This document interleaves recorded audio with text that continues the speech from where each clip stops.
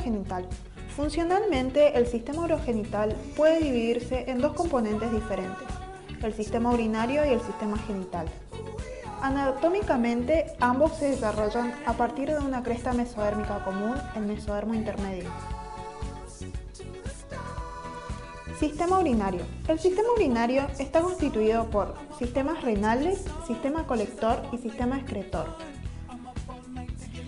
Sistemas renales. Durante la vida intrauterina se forman tres órganos renales que se superponen en una secuencia de craneal a caudal: el pronefros, el mesonefros y el metanefros. El pronefros es rudimentario y no es funcional. Se forma en la región cervical y hacia finales de la cuarta semana desaparecen. El mesonefros se forma en la región torácica y lumbar. Es grande y se caracteriza por unidades excretoras, nefronas, y su propio conducto colector, el conducto mesonéfrico o de Wolff. Al comienzo de la cuarta semana de desarrollo aparecen los primeros túbulos excretores del mesonefro que se van alargando rápidamente creando una red capilar que formará un glomérulo. Alrededor del mismo, los túbulos forman la cápsula de Bowman y junto a estas estructuras constituyen un corpúsculo renal. Los conductos y túbulos del mesonefro forman la conducción para esperma de los testículos a la uretra. En el sexo femenino involuciona. El metanefro es el riñón definitivo, aparece en la quinta semana y forma sus propios túbulos excretores o nefronas, pero su sistema colector se origina a partir de la yema ureteral. Esta yema va a originar el uréter, la pelvis renal, los cálices y el sistema colector completo. Sistema colector. Los conductos colectores del riñón permanente se desarrollan a partir de la yema ureteral. La yema penetra en el tejido mesonéfrico y después se dilata formando la pelvis renal primitiva y se divide en las partes craneal y caudal, los futuros cálices mayores. Cada cáliz dará dos yemas nuevas y estas se seguirán subdividiendo, dando lugar posteriormente a los cálices menores de la pelvis renal hacia finales del quinto mes. La yema ureteral, como dijimos anteriormente, va a originar el uréter, la pelvis renal, los cálices mayores y menores y los túbulos colectores. Sistema excretor. Cada túbulo colector está cubierto en su extremo distal por un casquete de tejido metanéfrico. Las células del casquete forman las vesículas renales. Los capilares crecen y se diferencian en glomérulos que junto con los túbulos forman nefronas o unidades excretoras. El alargamiento continuo del túbulo excretor termina en la formación del túbulo contorneado proximal, el asa de Hendle y el túbulo contorneado distal. El riñón se desarrolla a partir de dos fuentes, el mesodermo metanéfrico que proporciona unidades excretoras y la yema ureteral que origina el sistema colector.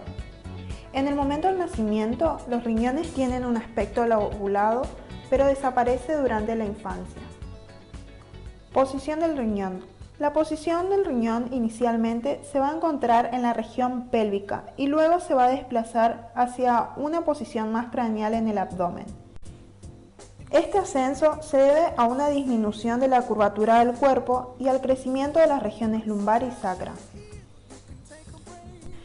Función del riñón. El riñón definitivo pasa a ser funcional hacia la 12ª semana. Durante la vida fetal, los riñones no se encargan de la excreción de productos de desecho, ya que la placenta es la que lleva a cabo esta función, pero sí recicla el líquido que es ingerido por el feto. Vejiga y uretra. De la cuarta a la séptima semana de desarrollo, la cloaca se divide anteriormente en el seno urogenital y posteriormente en el conducto anal. El seno urogenital puede diferenciarse tres partes. La parte superior y más grande es la vejiga urinaria, que al principio es continua con el alantoides y luego se oblitera. La parte pélvica del seno urogenital, que en el sexo masculino origina las partes prostáticas y membranosas de la uretra. Y por último, la parte fálica del seno urogenital.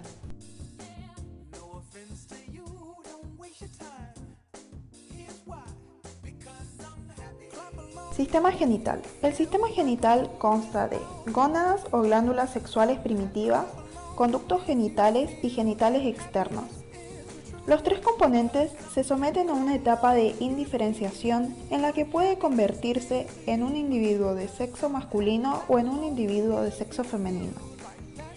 La diferenciación sexual es un proceso complejo en el que intervienen muchos genes. La clave para el dimorfismo sexual es el cromosoma Y, que contiene el gen que determina la formación de testículos llamado gen SRY, que bajo su influencia tiene lugar el desarrollo masculino y bajo su ausencia se establece el desarrollo femenino. Gónada. Las células germinales primigenias se originan en el epiblasto, migran a través de la línea primitiva y hacia la tercera semana residen en la pared del saco vitelino.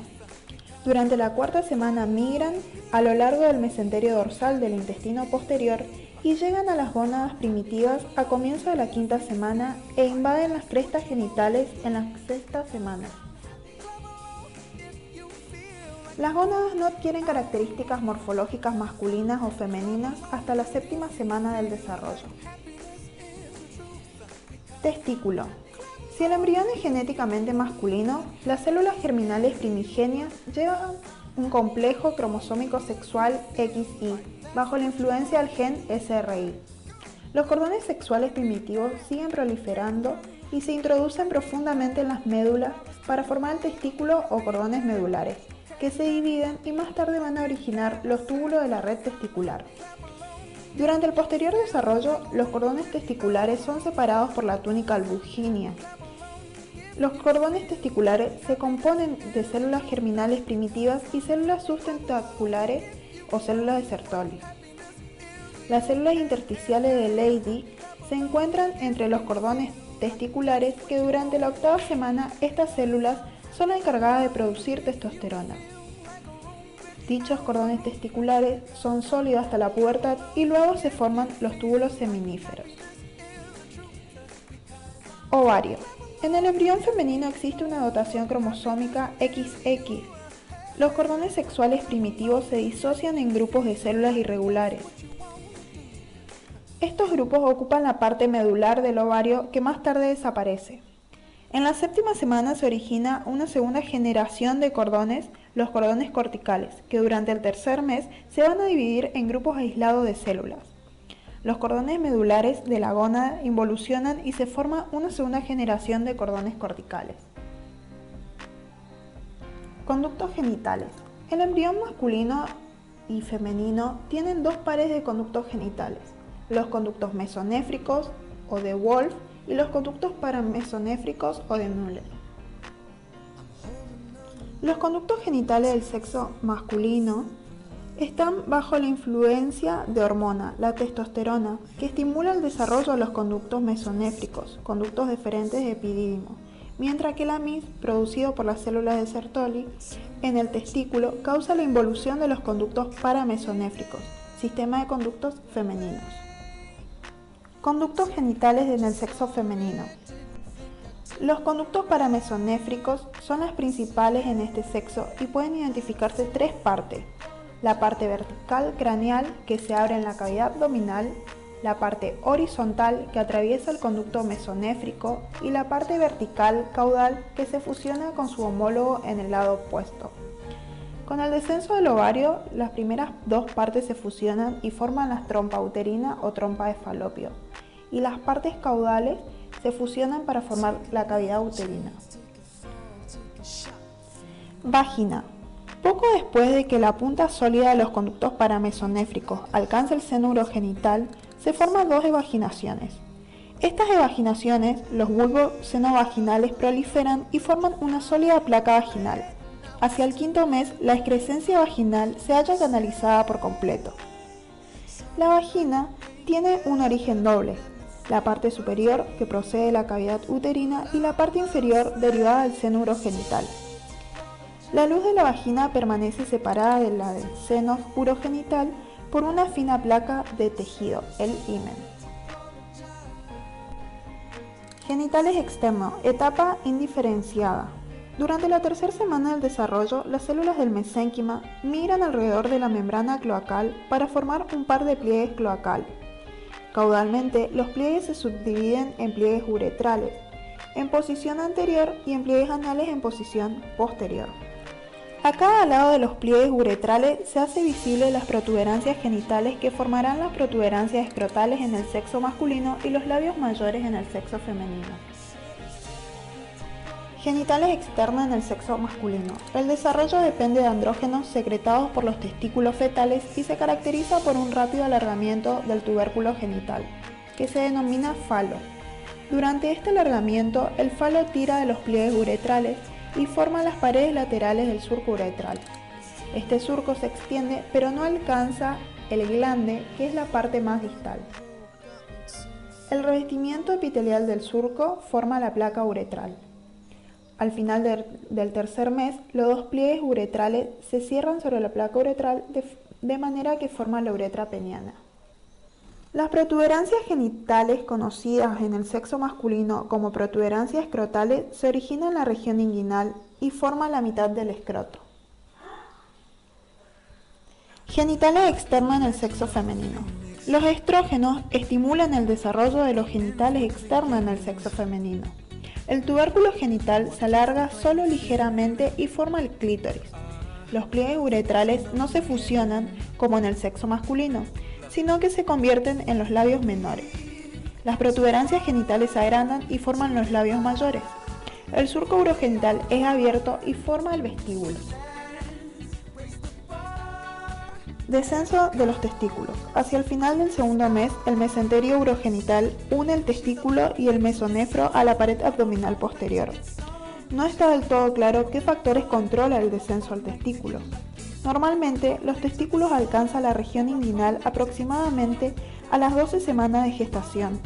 Migran a través del conducto inguinal a las 28 semanas y alcanzan el escroto hacia las 33 semanas. En este proceso intervienen hormonas entre las que se encuentran los andrógenos y la MIS. El testículo desciende a través del anillo inguinal y por encima del borde del pubis y se halla en el escroto en el momento del parto. El descenso de los ovarios se establece justo por debajo del borde de la pelvis.